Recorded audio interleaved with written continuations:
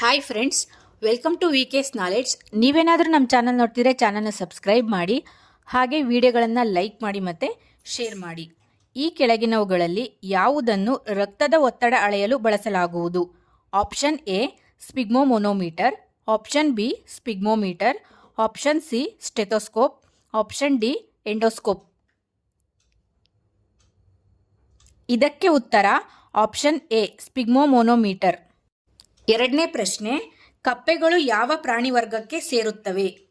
Option A ದ್ವಿಚರಗಳು, option B ಸರೀಸೃಪಗಳು, option C ಮತ್ಸ್ಯಗಳು, option D ಸಸ್ತನಿಗಳು. ಇದಕ್ಕೆ ಉತ್ತರ ಆಪ್ಷನ್ ಎ ದ್ವಿಚರಗಳು. ಮೂರನೇ ಪ್ರಶ್ನೆ, ಗಂಧಕಾಮ್ಲದಲ್ಲಿ ಆಮ್ಲಜನಕ ಉತ್ಕರ್ಷಣ ಸ್ಥಿತಿ ಯಾವುದು? Option A 5, option B 4, option C 2, option D 6. ಇದಕ್ಕೆ ಉತ್ತರ option B 4.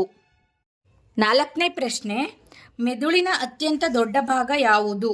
Option A ಹಿಮ್ಮೆದುಳು, option B ಮೆದುಳು ಚಾಚು ಭಾಗ, ಆಪ್ಷನ್ ಸಿ ಮುಮ್ಮೆದುಳು, ಆಪ್ಷನ್ ಡಿ ಮೆದುಳು ಬಳ್ಳಿ.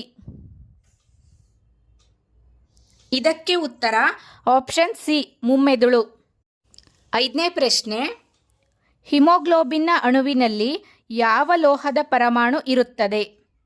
Option A magnesium, option B ಕಬ್ಬಿಣ, ಆಪ್ಷನ್ ಸಿ ಸತು, ಆಪ್ಷನ್ ಡಿ ಸೋಡಿಯಂ.